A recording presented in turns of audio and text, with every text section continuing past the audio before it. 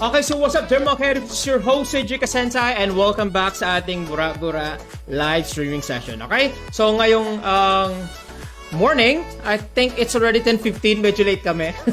Kasi ano yan, nagsipag-ayusan pa kami ng aming mga PowerPoint presentation para sa ating mga viewers ngayong umaga. So ladies and gentlemen, ang topic natin for today's segment is about cooperative learning, an extension of the discussion last week.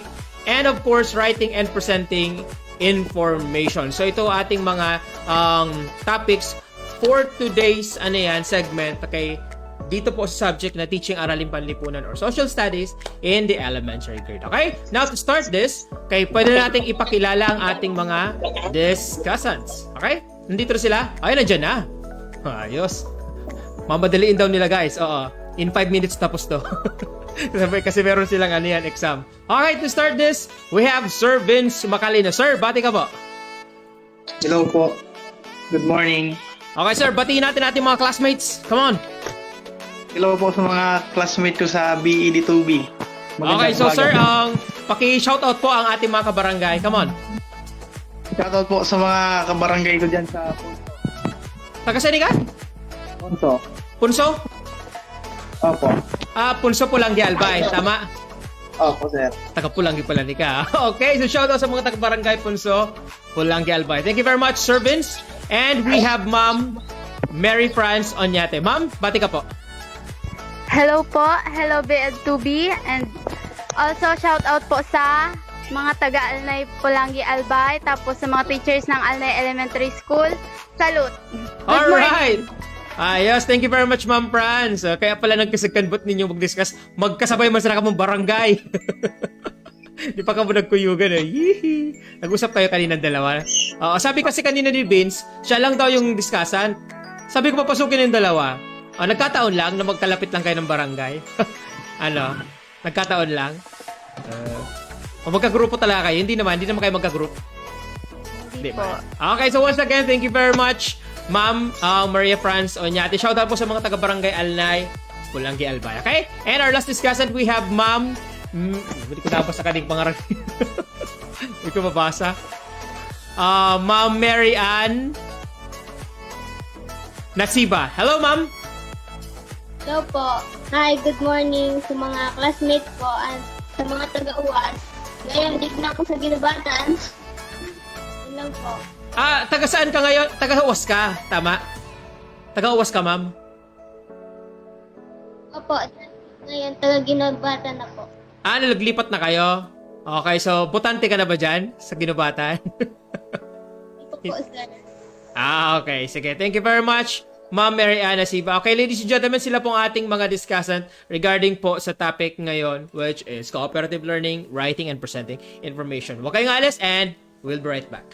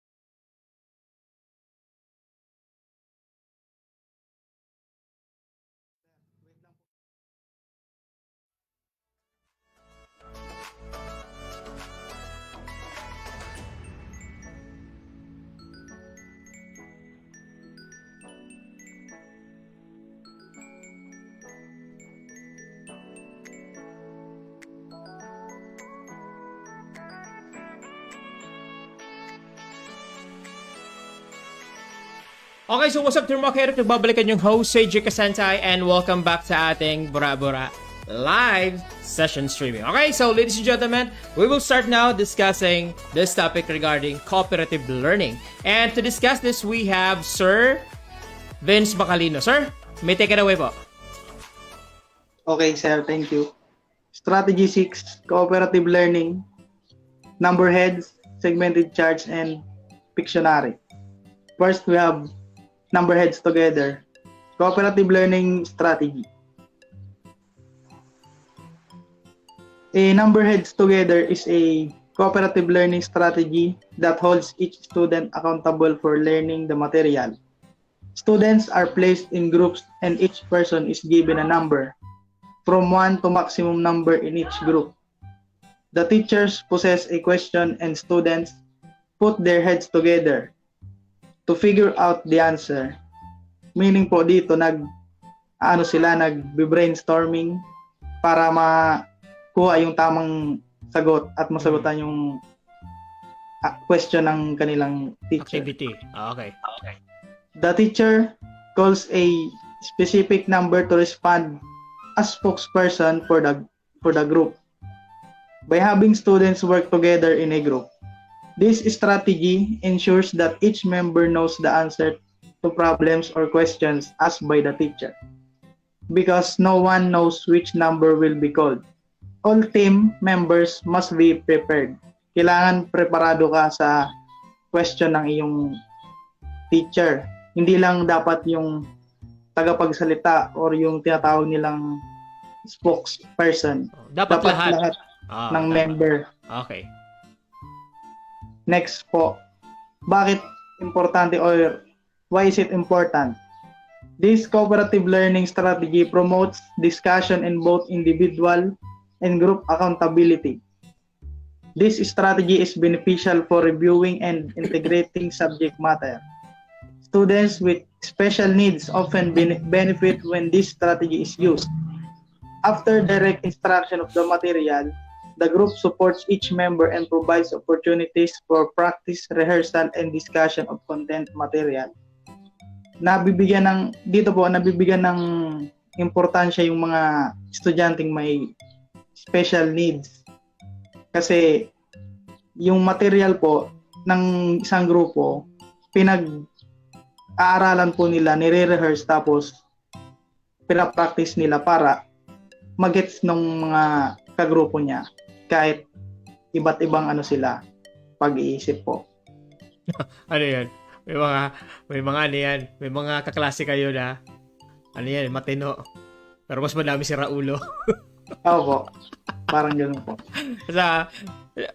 Have you ever tried this cooperative learning na kung saan instead na mayroong cooperation, nag-aaway-away na?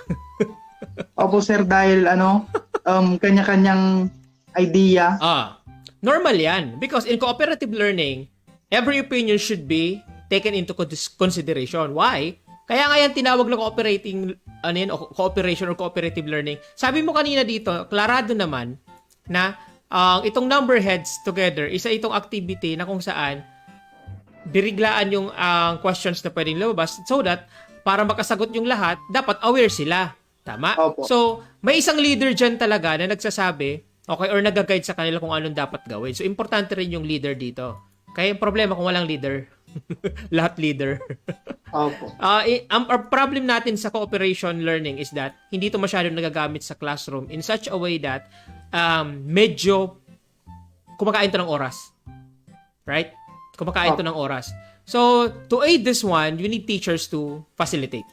Dapat meron talaga tong kung pwede, hindi naman sa pinapressure natin yung estudyante, pero dapat may time. Nandiyan si teacher. Ito ngaya, 5 minutes na lang, kaya 2 minutes na lang. So, meron konting tension yung estudyante and a little bit stress, pero nakakatulong yon to aid the cognition of the students para mas mabilis matapos yung activity. But you need the aid of the teacher to become it precise and informative. Tama ba, sir? Ayan. Tama po, sir. So, sabi dito, ano sabi mo? This cooperative learning strategy promotes discussion in both individuals. Sir, sino yung nagde-discuss pagkatapos ng activity? Yung spokesperson po. Normally, leader. Opo. Leader po lagi yung spokesperson. Dapat meron talagang spokesperson maliban sa leader. Kasi 'di ba may groupings naman yan talaga. So let's say kung 20 kayo, 4 na grupo, so meron kayong tigli-5 members. So dapat meron bang trabaho yung 3? Maliban lang dun sa spokesperson tapos sa leader. Okay? Opo. Kung ikaw yung leader, i-require mo ba yung magtrabaho yung iba mong members? Siyempre, sir. Bakit? Para hindi lang isa yung matututo. Yes, tama. Okay, let's proceed, sir. Next po is segmented chart. Dito po sa segmented chart, kadalasan nire-require ito ng grupo kung paano maging participant ng isang grupo. Ito po yung meaning ng groups. Okay. Give encouragement, respect others, on task. He must stay po. Kailangan talagang tutok sa gawain sa group. Use quiet voices para hindi masyadong marinig nung kalaban na group. Yan. Yun ang pinakamaganda kong sinabi. And be wiser. Oo. Okay? Participate actively. Yan. Stay in our group. Kailangan sa participate actively po, wag yung lalayo sa grupo, titingin kung saan-saan. Malay mo yung isa kanina, yung isa mong kagrupo, spiya. Nakikinig, yun ang trabaho niya, no? O kaya nakakatakot kung lumipat ng grupo, traitor ka! Okay, sige, let's proceed, sir. So, paano to? Stay in our group. Yan po, sir, yung ano nila, yung tawag dito, parang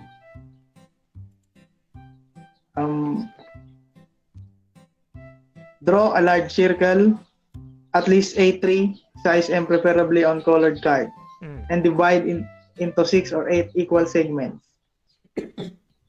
Around the inner rim of each segment, write an instruction of starter question. Number 3, make enough copies for the class to work in small group of 3 or 4. It may be easier to get each group to create their own. Given a sheet of card, felt pens, and a ruler, segment starters can be copied from an overhead transparency. Number 4, in groups, the students complete each segment of their circle. Answering the question or following the instruction, they should refer to relevant resource material if they need to. Number 5, the completed circles are cut into individual segments. Number 6, all the questions, 1 second, and student responses are put together. All the question 2 second and student responses are put together, and so on. Encourage a bit of creativity here by providing each group with a glue stick, sheet of newsprint, and felt pens. Let them place the segment on the newsprint with an eye to layout and design. Number 7, students remain in their group and each group is given responsibility for one set of responses. Group 1 takes question 1 and so on. Number 8, each set of responses is analyzed, discussed, and an overall generalization made about the findings for each segment. Number 9, each group writes their generalization onto a strip, cards, and presents it into class, either orally or by pinning both their segment sheet and the generalization on a display board around the room. Okay. So, sir, sa tingin mo, saan ito magandang gamitin?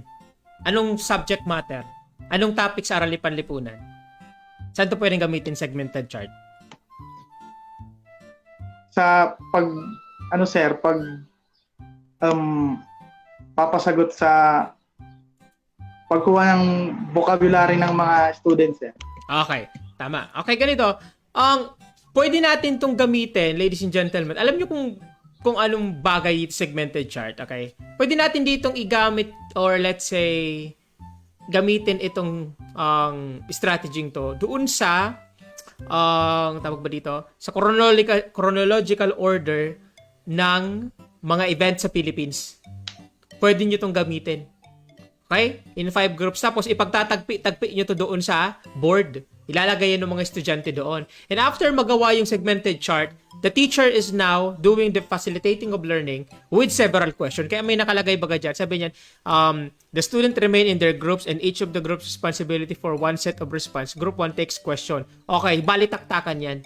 It's a question. So, paano ngayon nangyari ngayon nandun yun? Eh, sabi naman ng reporter ganito. Sabi ng discussant ganyan. Tapos magko-question back ulit yung isang group. Paano naging ganyan? So, kung mayroong pagkakamali doon sa segmented charts na pinost ng estudyante, pwede nila yung ayusin sila mismo. Si teacher lang dyan, taga-facilitate. Okay? Baka magkaroon pa yan, sir, ng debate. Oo. Normally, pag discussion, ang diskurso kasi, it's just a matter of giving opinions on such thing na ang trabaho talaga ng mga estudyante sa loob is to find out what is the real or let's say, the real objectives, okay, of the lesson. Ang tagatulong dyan si teacher. Kung napapansin ng teacher na palayo na yung tanong nung isa, okay, so let's proceed na po sa next ano yan.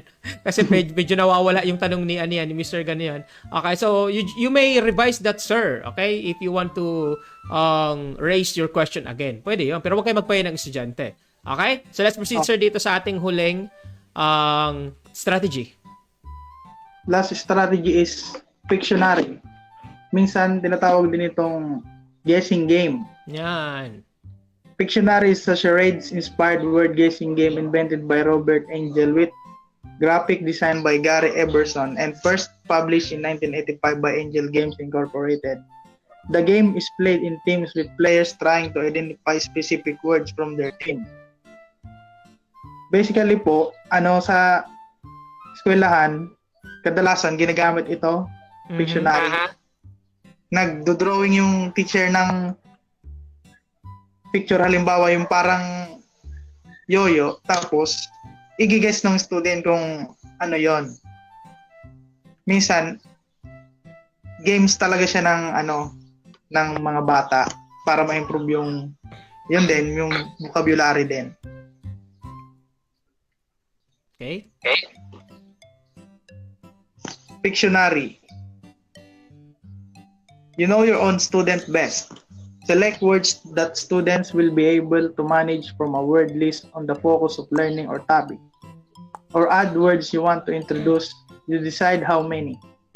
Organize your class into groups of 3 or 4. Each group will need a pen and scrap paper for drawing their clues.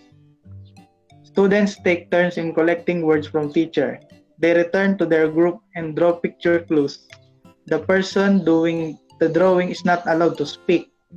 When someone in the group gets the correct answer, the next person goes to the teacher for the next new word. Groups must work quietly so they are not overheard by other groups. Give out words to groups one by one, in the same order for all groups. Whisper, or on a card, the new word to the student. The first group to get to the end of your word list wins. Use these words to start a vocabulary chart which you can build on throughout the unit. Ito po, sir, parang procedure kung paano ka magpapalaro sa mga estudyante mo. Okay. Patin mo yung isa mong nag-feedback. Okay na? Okay. Okay, so, alam niyo ba kung ano to? Itong larong to? Yung pass the word, yan yun.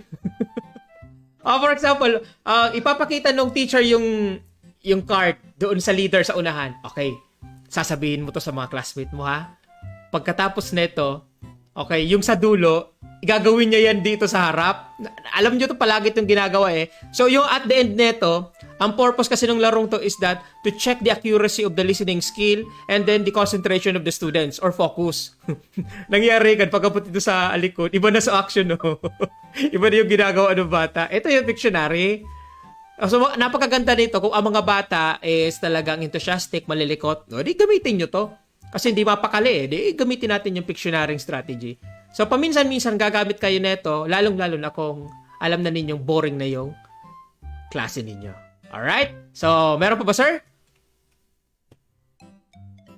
Wala na po, sir. Okay, so yon, ladies and gentlemen, sir, pakiulit nga natin kung ano yung mga strategies na dinagdag natin dito sa ating cooperative learning. Okay, ano nga yun, sir? Yung mga strategy na binanggit natin. So we have first Number heads, and then segmented charts, okay, and sunod. Pictionary. Ayan. So thank you very much, Sir Vince Macalino. Okay? So ladies and gentlemen, siya po yung nag-discuss sa atin ng additional information po or techniques regarding sa strategies po na cooperative learning. Okay? So mga ka-eduk, huwag kayong aalis. We'll be right back.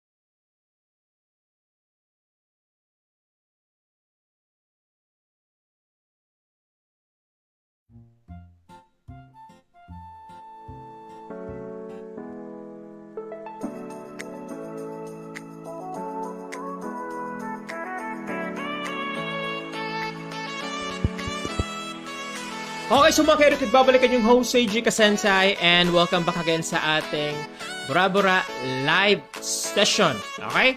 So, ngayon, I think, tawag ba dito? Dito na tayo sa next discussant natin. So, ang next discussion natin or topic is about writing and presenting information. Okay? Now, to discuss this, we have Ma'am. Yan. Nawala yung pangalan ni Ma'am dito sa atin. Tingnan ko ulit, di ko mabasa. We have Ma'am Mary France Onyate. Ma'am, it's your turn na po. Good morning po. Today we are going to discuss about the writing and presenting information. So, first, writing an essay. An essay is a short formal piece of writing dealing with a single subject. It is typically written to try to persuade the reader using selected research evidence.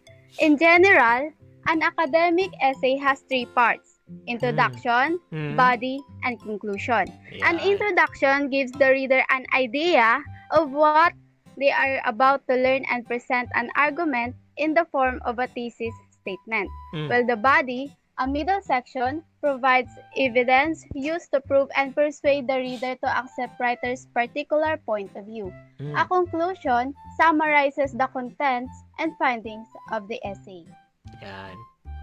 So, in writing an essay po, it is very familiar kasi nagamit po siya during elementary up until now. And in writing an essay, nandun po dapat yung major point and main point ng iyong topic.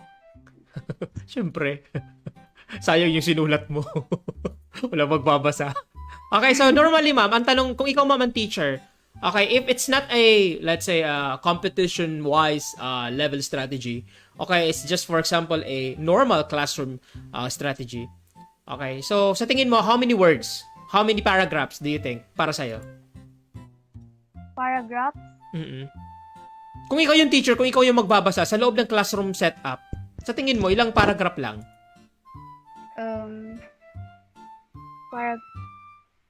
Five? 5?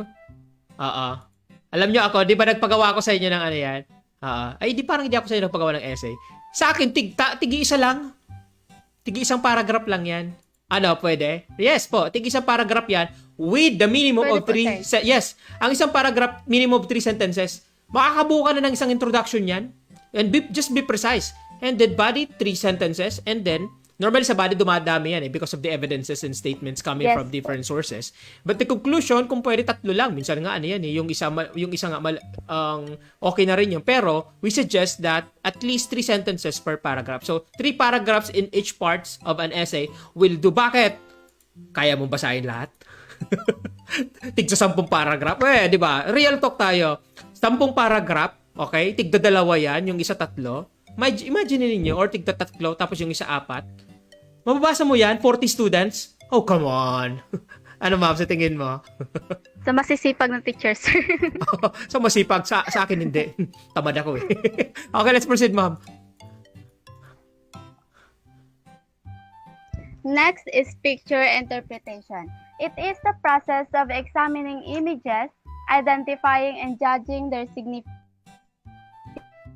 their location and extent. Expertise in image interpretation is achieved over the period of time through experience. So, meron po diyang example of picture interpretation. So, sa picture interpretation po, kino-compare mo yung mga pictures. Pwede nyo pong i-compare yung pictures. Pwedeng mag-isip ka po ng title or describe kung ano po yung ginagawa ng person doon po sa picture. Alright. Ayos. Ang problema dito, kung iba yung nalagay ng estudyante. I-correct nyo kaagad, ha? Oo, kasi a picture speaks 1,000 words, di ba? Kaya delikado yung mga ganito. So, dapat talaga sa facilitating of learning, si teacher ay nandyan palagi. Kung ayaw nyo may mga estudyanteng mag-away dyan sa loob ng classroom. Kasi sabi ng isang estudyante, ay, sala man nga yung binatang mo. Ay, tapos kaya na magibi, kaya na mangaman, kaya na naisumbong, kaya na nag-araway. So, dapat nandyan palagi si teacher. Okay? So, ito yung medyo iingatan dito sa word interpretation. Okay? Let's proceed, ma'am. Next is survey. Survey is the combination of questions, processes, and methodologies that analyze data about others. A survey always involves questionnaires, but a single questionnaire is only one small part of a survey. The ultimate purpose of a survey is to find out more about a certain group of people. This is done for many reasons. For example, businesses use surveys to find out more about how specific consumers behave. Or doctors may also use them to undertake medical research. So, may example po dyan ng survey. Oo. Ito. Yan. Okay. So, i-clear na yung sabi ni ma'am. Okay, kasi ang dami dito nagkakalituhan eh. Ano ba yung survey? Kasi minsan, nakala nila, yung thesis nila, survey lang. Strategy to para makakuha ng datos. Or let's say, in teaching, actually, it's a form of a technique or a strategy wherein, sabi baga dyan, that analyzes data. So, in short, ma'am, saan to pwedeng gamitin? Primary grade or intermediate? Primary grade. Grades 1 to 3 or grades 4 to 5? Saan to pwede? 4, 5, 6. Opo. Alam ka naman. Kasi mga bata at basic educational setup at grades 1 to 3, nag-aaral pa lang yan magsulat, magbasa. Tama? Yes. So, alam ka naman, pasorbihin mo kaagad yan. Grade 1 pa ito sa, pabalikan na. Grade 1, binigyan mo ng survey activity. Parang hindi bagay. Pupunta yung bata sa labas. Okay, Manong. Okay, ano, ilan mo? Manong, ilan dad mo? Anong sex mo, Manong? Parang hindi yan naman, hindi pa bagay sa bata. Okay? Not only in the stature, but in the level of cognition of the learner. Kasi nga dito, sabi baga dyan, okay, a survey always involves questionnaires. Pero hindi lang questionnaire. Hindi lang yung question. Ano yung mga nandyan? Categorically speaking. Ibig sabihin, edad, ano tawag ba dito? Sex. Ginawa nyo na yan, may mga ganyang survey. So, hindi lang tanong. Ang nakakabadrip kasi, ang akala nila survey questionnaire. Hindi, iba yung survey. Questionnaire naman yun, di ba? So, iklarado natin lahat. Kaya yung mga nagtitake ng survey, lalo na pag mga may pumupunta sa inyo coming from DSWD, di ba chinecheck yan? Ma'am, ilan po kayo sa bahay nyo? Survey yan. Di ba may pumunta dyan? Ganyan ang survey. Ang problema kasi survey, pag ibinigay sa inyo, minsan ayaw nyong sagutin. Uka-uga ko din yung magbasa. Kaya ang nangyayari sa mga agency na lang nagbabasa, ma'am. Ako na lang po tabi mag-check. Sige, ma'am, pero tabi edad mo. Comorbidity po ika. Di ba yung pumunta sa inyo, nag-check kung gusto mo magpa-vaccine? Di ba? Sila na lang. Kasi alam namin na pag nagbigay kami ng survey, tatama rin yung ano yan, yung kliyente, minsan hindi namin nakukuha on the right time. Yan ang problema ng mga researchers. Okay, let's proceed, ma'am. Okay, yung next, yung kanina po, yung ultimate purpose of a survey is to find out about a certain group of people. So this is done for many research. So example, yung kanina, yung business, nung gumagawa ng survey to find out more how specific consumer behaves. Tapos yung doctors use them to undertake medical research. Okay. Ayan. Okay, sino susunod? Ikaw pa, ma'am? Uy! Sino nagsunod? Ano po, sir? Hindi sabi ko, yes, gaya. Tapos na pala, nakita ko yung gesture ni ma'am eh. Kaso lang dito ulit, uy! Huwag tapos na, wala nang imik. Parang ka mo ni Vince. Gusto na mag-leave, tapos na nga ako, yes! Okay, thank you very much anyway. Yan po yung mga examples po dito na binigay sa atin. And yung susunod pong discussant, we have Ma'am Mary Ann Nasiba. Thank you very much, Ma'am Onyate. Ayos. Salvado na kaya ako. Okay, Ma'am. Mary Ann Nasiba, let's proceed po. So, hello, good morning. The next discussion is the continuation of the discussion of Ms. Onyate on writing and presenting information. So, the questionnaire. Questionnaire is a set of questions given to participants of your research project. It may be part of a wider survey. However, the completion of a questionnaire alone will not provide the answer you are looking for. The purpose of a questionnaire is to gather data from a target audience and it will include open-ended questions, closed-ended questions, or a combination of both. So, questionnaire po is parang kagaya po dito yung sa research natin is gumagawa tayo ng research para ipa-answeran dun sa mga students and respondents para makakolect ng information and maitala dun yung mga kakailanganing information about dun sa kunyari po, yung topic nyo. Okay, well said. Let's proceed, ma'am. Sample. Yan. And this is the example of questionnaire. Yan po, sir, yung para sa hospital, patient health questionnaire. Yan. Di ba? So, yan sample. So, magkaiba po yung, tawag ba dito? Magkaiba yung survey question. Okay? Iba rin yung questionnaire. Okay? Yung questionnaire minsan talaga, mas maganda yan nakalagay sa table or in a matrix form. There's a question then, and there you're going to answer on a particular set of level. For example, gumagamit ka ng 4 scale, okay? Diba? May mga comparisons yun, or 5 scale, Likert scale, pwede yung gamitin. Okay? So, doon naman kanina sa survey, okay? Kung mapapansin nyo doon, may choices lang sila na isa or dalawa, pwedeng ganyan. Okay? So, remember kasi sa sa mga ganitong uri ng strategy, mas maganda dito is yung gagamitin ninyong assessment tool or yung instrument, okay? Yung gagamitin ninyong gamit or material for assessing is dapat po ay validated and reliable. Ibig sabihin, gamit na siya, subok na siya, at na-test na po siya sa iba't ibang uri ng setup. Kasi kung kayo gagawa ngayon, tapos ipapa-question nyo ngayon, ipapa-survey ninyo ngayon mamaya, minsan may nagtatanong, ba't ganito yung question? Ano ba to? Validated ba to? Kaya minsan, nakakatakot sumagot sa mga questionnaire. Kaya may mga tao talagang hindi masyadong nagsasagot dyan. Because they are, nagdududa sila. So, sino ba gumawa nito? Kaya mas maganda, kung gagamit ng questionnaire, yung gamit na.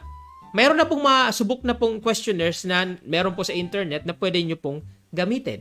Okay? Kaysa naman gagawa pa kayo. Diba? Ang nangyayari ngayon sa researcher, sila gumagawa ng question. Tapos, itong problema, hindi po nila pinapa-validate at hindi po chine-check yung reliability. So, kung ako yung sasagot, matatakot ako. Paano ako maniniwala na ito yung tamang sagot ko? Ano ba to? Na-test ba to? Okay, so nakakatakot. Tapos, ang mangyayari dyan, yung lahat ng sagot pati na ilalagay nyo dyan, minsan confidential pa. So, pag kayo gagawa ng questionnaire, dapat maganda yung pagkakagawa. You will include their ethical context. Ibig sabihin, meron ba dyan yung nakalagay na itong sagot na to optional? May mga ganun, di ba? this question, your answer here is optional. Ibig sabihin, pwede mong sagutan or hindi. Or let's say, yung pangalan mo, optional. Hindi mo pwedeng ilagay or mas maganda ilagay. Nasa sa inyo yan. Optional nga, di ba?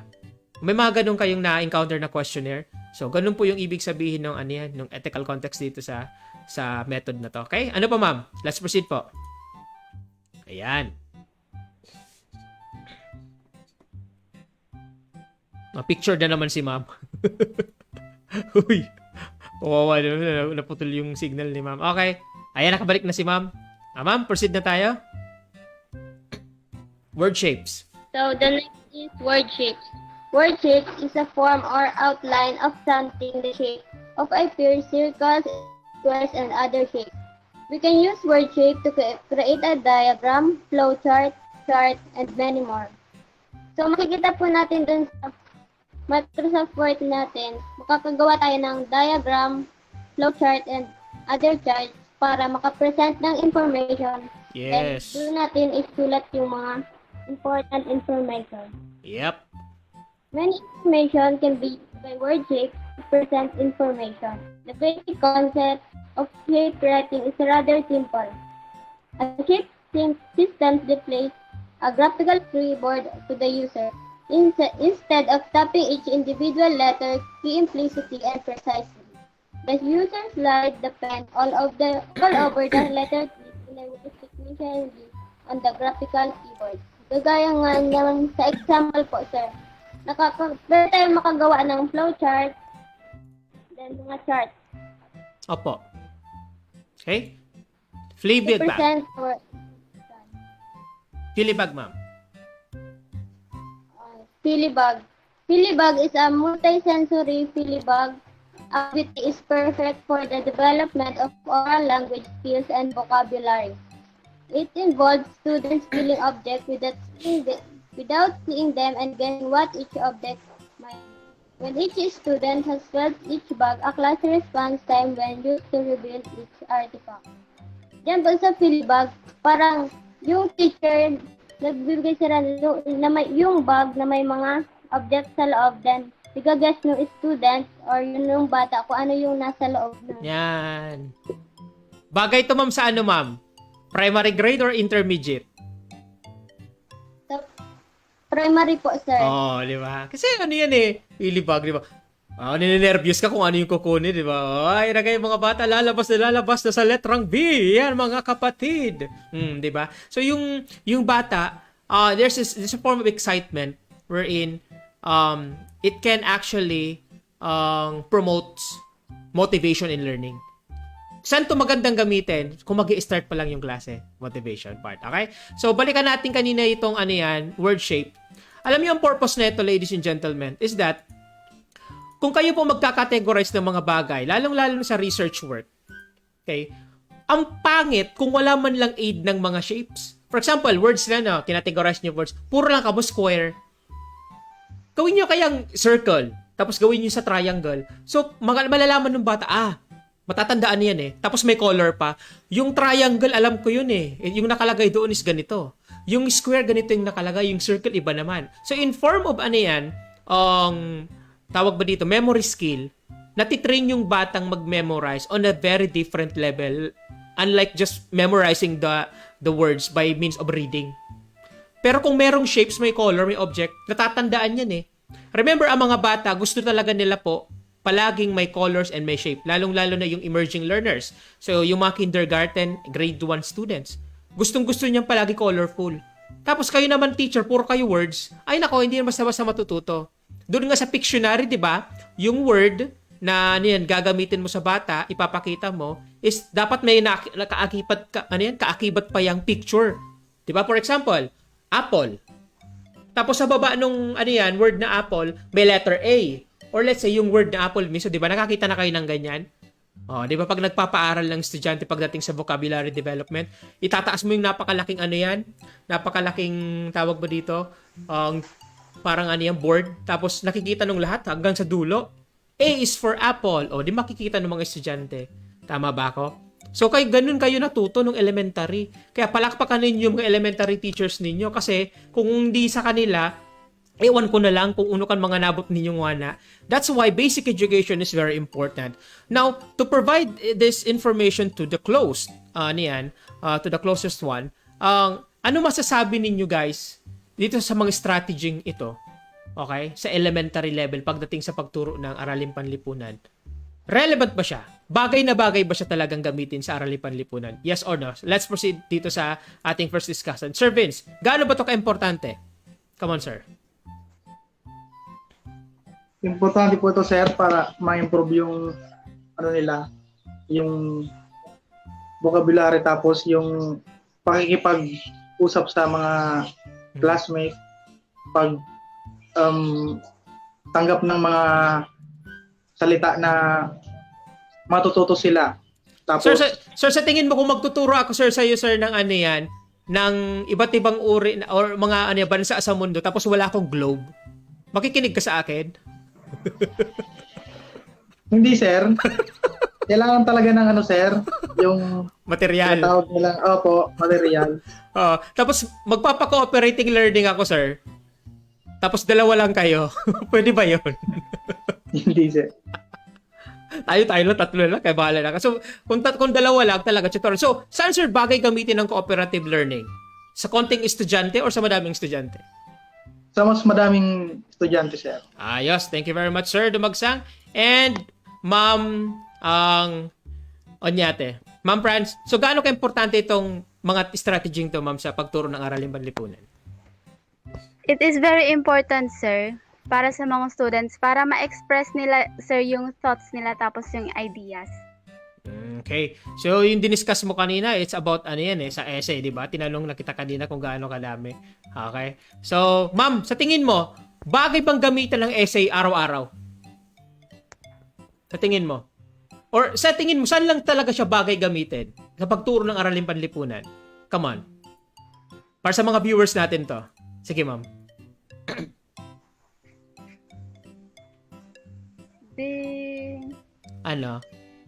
Ano, gusto mo, pwede ba natin siya gamitin araw-araw? Okay, mga bata, gagawa tayo ng isang teksto ngayon. Bukas naman isa pang teksto. Ano sa tingin mo, ma'am? O, bakit? Siguro, sir, in every lesson, kapag natapos na. Ano, araw-araw? Araw-araw, pwede? So, saan natin pwedeng gamitin ang, ang essay? Primary grades? Intermediate grades? Intermediate. Intermediate na. Okay, bakit? Bakit sa intermediate? Kasi marunong na sila, sir. May na sila, sir. Parang medyo literate na. Oh, yeah. Thank you very much, ma'am. Yun yung tamang word. Medyo mataas na yung fluency and literacy ng estudyante. Kindergarten, yes, pagpa-essay ka, kapay-kapayin mo. Okay, and ma'am, kung talaga mabasa, Ma'am Mary Ann. Okay, sana si ma'am. Yan, Ma'am Mary Ann Nasiba. Gaano ka-importante, ma'am, itong mga strategy sa pagturo ng Araling Panlipunan? So, para po sa akin, importante po itong mga strategy sa pagturo ng Araling Panlipunan. Dahil po, malaki po ang matutulong nito sa mga estudyante at sa mga teachers, lalo na po sa mga students sa primary level, na mas na-enhance po yung kanilang vocabulary at mas nadaragdagan po yung kanilang information sa tulong ng mga strategies na kabilang dito sa pag-present ng kanilang information.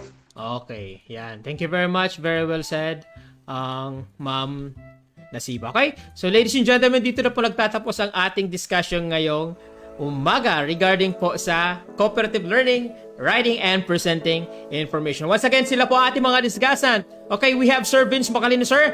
Any word of thanks po, sir? Then, shoutout ka na kasi nag-view ka kanina sa Facebook eh. Umalis ka kanina eh. Diba? Thank you po, sir. Oo. Sige, sir. Any last words po? Maraming salamat po. Tapos, shoutout sa mama ko. Nagbigay ng load. Okay, so batiin mo, sir, ulit yung mga viewers natin, lalo yung mga classmates mo. Come on. Hello po sa mga viewers na mga klase ko po. Okay. Magandang araw po ulit. Okay, so thank you very much, Sir Vince Bacalino. So, diniscuss po ni Sir kanina po yung sa cooperative learning strategies. Thank you very much, Sir Vince. And Ma'am Franz Onyate. Come on, Ma'am. Word of thanks po. Hello, good morning again, BED2B. Happy viewers. That's all. Okay. Thank you very much. Si Ma'am po, kanina yung nag-discuss po regarding po doon sa paborito ninyong text or essay. Araw-araw daw eh. Di ba, Ma'am? Diyos ko, Mario Joseph. Okay. So, sabi ni Ma'am, bagay yun sa primary grade. So, tatandaan nyo lang yun, ha? Pag literate na yung mga learners natin. Thank you very much ulit, Ma'am Mary Franz Onyate. Thank you very much, Ma'am. And our last discussion po, Mary Ann Nasiba. Ma'am, word of thanks po. Hi, thank you po. Lalo na kay Sir at sa mga viewers. Sana po may natutunan kayo. Yun lang. Okay, thank you very much, Ma'am. I hope marami talaga silang natutunan kasi kahit konti ang ating na-discuss, madami pa rin ang inputs na inyong ibinigay. So, ladies and gentlemen, congratulations po sa ating mga discuss at maraming salamat, guys. Okay, so viewers, I hope you learned something po regarding po dito sa ating topic na I hope na makakatulong to enhance your further information regarding po in teaching elementary grades po dito sa Araling Panlipunan. Ladies and gentlemen, once again, this is your host, Seiji Kasenta at naghiwalay isang katagang in this time of pandemic para tumalin ng malupet, di adet, badbapak net. Thank you very much, discussant. Maraming salamat po and good morning to you once again. Maraming salamat. Thank you very much po. God bless and keep safe. Exam na kayo. Bye-bye. Bye-bye. Thank you, Sir.